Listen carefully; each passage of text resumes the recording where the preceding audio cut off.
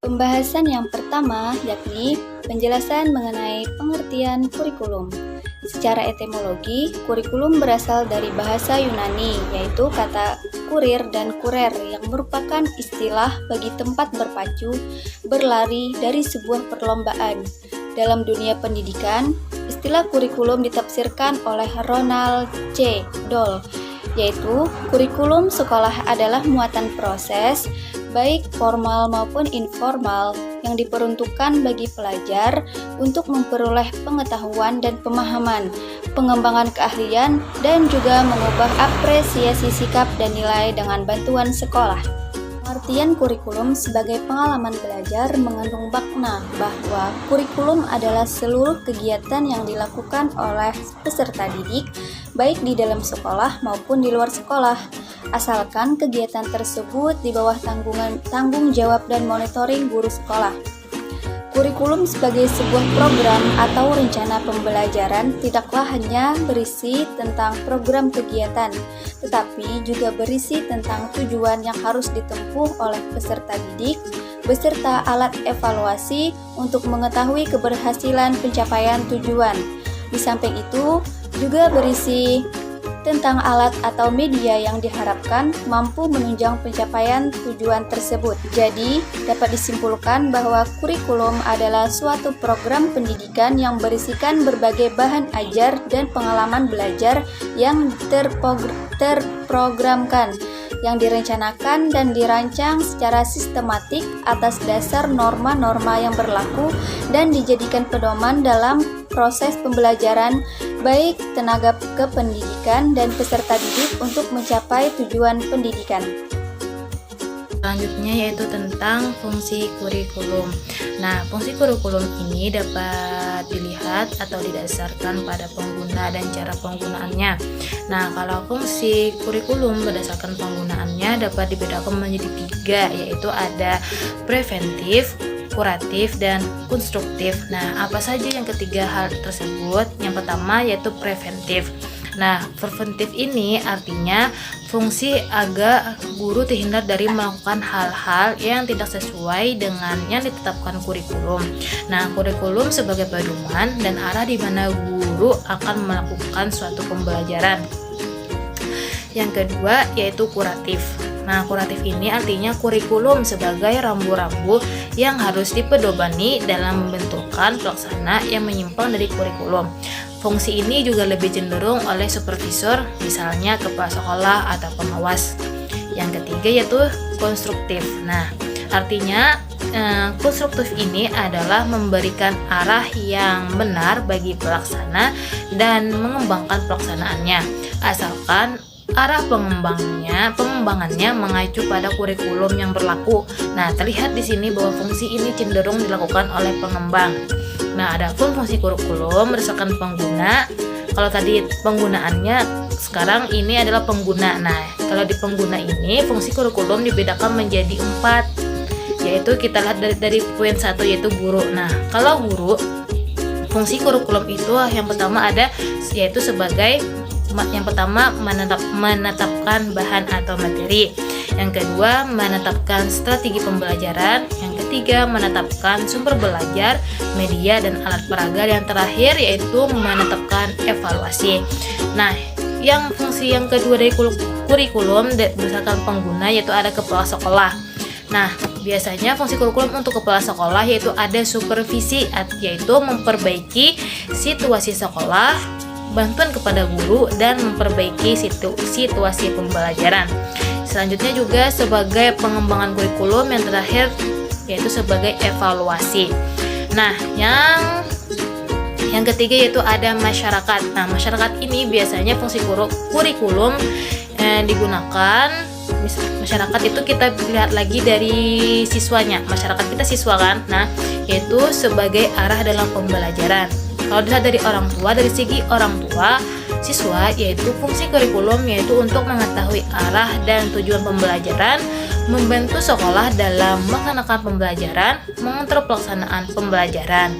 Nah, yang terakhir yaitu ada dari penulis. Nah, kalau penulis ini fungsi kurikulum yaitu yang pertama untuk mengetahui tujuan yang diharapkan, menetapkan isi buku, dan menetapkan penyajian penulis. Terima kasih. Untuk pembahasan selanjutnya akan dijelaskan oleh teman saya. Materi yang selanjutnya yaitu komponen kurikulum. Nah, kurikulum merupakan suatu sistem yang memiliki komponen-komponen yang mana antara yang satu dengan yang lainnya harus memiliki kaitan. Nah, komponen yang pertama yaitu komponen tujuan.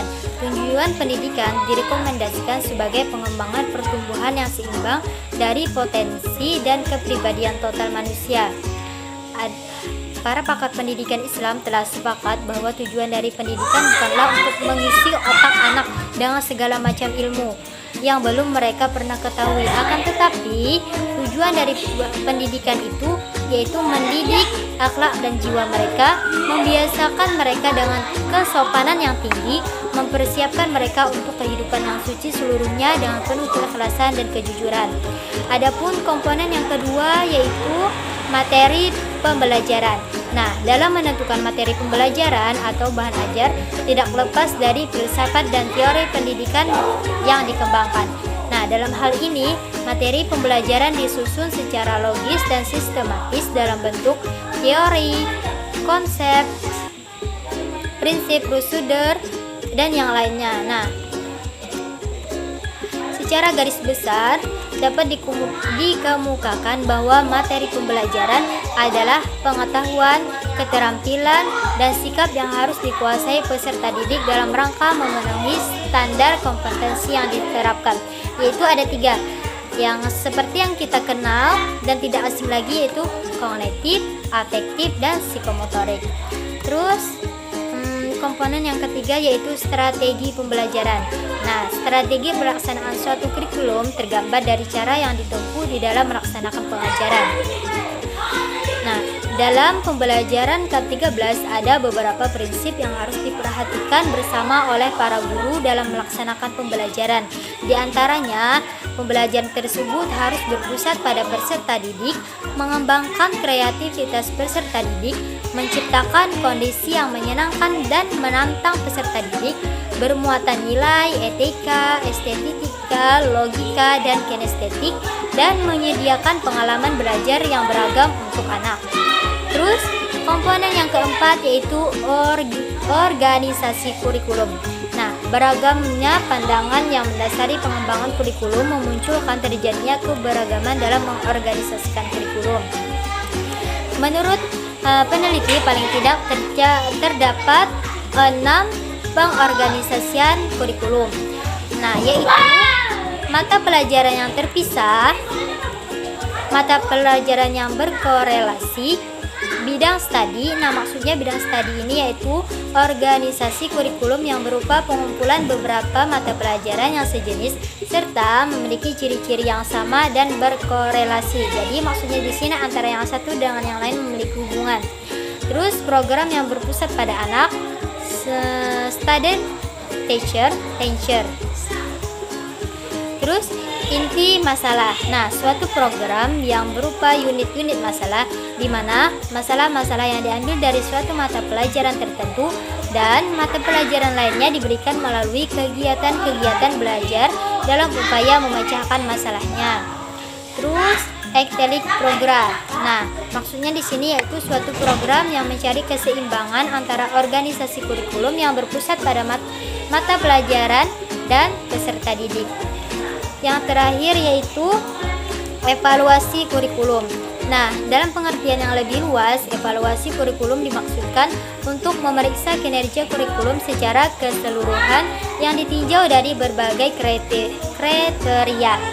Nah, indikator kinerja yang dievaluasi tidak hanya terbatas pada efektivitas saja, namun juga relevansi, efisien, dan viability program.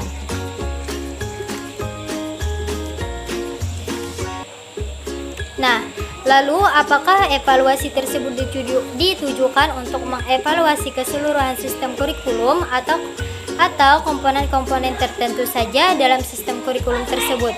Nah, jadi salah satu komponen kurikulum penting yang perlu dievaluasi adalah yang berkenaan dengan proses dan hasil belajar siswa.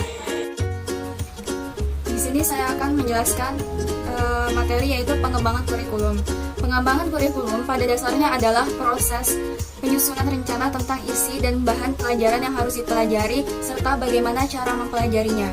Kemudian, dalam pengembangan kurikulum ini terdapat beberapa landasan.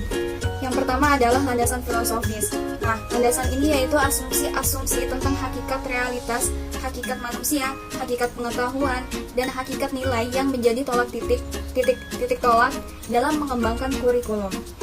Asumsi-asumsi filosofis tersebut berimplikasi pada penentuan strategi serta pada peranan peserta didik dan peranan pendidik. Nah, kemudian yang kedua yaitu landasan psikologis, yaitu asumsi-asumsi yang bersumber dari psikologis yang dijadikan titik tolak dalam mengembangkan kurikulum. Kemudian yang ketiga ada landasan sosial budaya. Di sini yaitu asumsi-asumsi yang bersumber dari sosiologi dan antropologi yang dijadikan titik tolak dalam mengembangkan kurikulum. Nah, jadi karakteristik sosial budaya di mana peserta didik harus berimplikasi pada program pendidikan yang akan dikembangkan. Kemudian yang ketiga yaitu landasan ilmiah dan teknologi, yaitu asumsi-asumsi yang bersumber dari hasil-hasil riset atau penelitian dan aplikasi dari ilmu pengetahuan yang menjadi titik tolak dalam mengembangkan kurikulum. Pengembangan kurikulum ini membutuhkan sumbangan dari berbagai kajian ilmiah dan teknologi baik yang bersifat hardware maupun software, sehingga pendidikan yang dilaksanakan dapat menyesuaikan diri dengan pengembangan ilmu pengetahuan dan teknologi. Seperti yang sekarang ini di masa-masa COVID, kita beralih menggunakan teknologi, yaitu banyak aplikasi yang kita gunakan untuk sarana belajar dan pembelajaran. Nah, di sini ada membahas yang terakhir yaitu tentang prinsip-prinsip perkembangan kurikulum. Perkembangan kurikulum harus didasarkan pada prinsip tertentu, yaitu prinsip yang dianut dalam perkembangan kurikulum merupakan kaidah, norma, pertimbangan atau aturan yang menjiwai kurikulum itu. Nah, dalam buku yang membahas tentang perkembangan kurikulum disebutkan adanya sejumlah prinsip umum, yaitu yang pertama prinsip berorientasi pada tujuan, yang kedua yaitu prinsip relevansi, yang ketiga yaitu prinsip efektivitas dan efisiensi. Nah, yang pertama dulu yaitu prinsip yang berorientasi pada tujuan. Nah, prinsip ini dimaksudkan agar perumusan unsur-unsur tujuan lainnya serta semua kegiatan pembelajaran didasarkan pada mengaca pada tujuan yang akan dicapai, yaitu harus berdasarkan pada tujuan yang akan dicapai seperti dalam perencanaan. Tujuan memberikan petunjuk untuk memilih dan menetapkan materi, isi pelajaran atau mengalokasikan waktu. Nah, yang kedua yaitu prinsip relevansi atau kesesuaian. Nah, relevansi ini secara halusnya yaitu berarti hubungan atau kaitan. Dalam perkembangan kurikulum, prinsip relevansi ini dimaksud adanya suatu hubungan atau kesesuaian dan keserasian antara unsur-unsur kurikulum sendiri dan isi kurikulum dengan tuntutan dan kebutuhan yang ada di masyarakat. Misalnya yaitu relevansi di dalam kurikulum itu sendiri seperti internal, dan juga relevansi di luar yaitu eksternal, yaitu adanya kesesuaian antara tujuan, isi, proses atau penyampaian dan penilaian. Nah, yang ketiga yaitu prinsip aktivitas. Aktivitas ini dalam istilah manajemennya adalah suatu keadaan yang mengandung pengertian mengenai terjadinya efek atau hasil yang dikehendaki, yang mana yaitu hubungan dengan sejauh mana apa yang direncanakan atau yang ingin dapat terlaksanakan atau tercapai. Nah, yang keempat yaitu prinsip efisiensi. Istilah efisiensi ini ini merujuk pada suatu pengertian yang menggambarkan suatu perbandingan terbaik antara usaha dengan hasilnya. Nah, usaha di sini dapat dikembalikan kepada 5 unsur, yakni tenaga fisik, pikiran, waktu, dan benda, termasuk juga benda uang.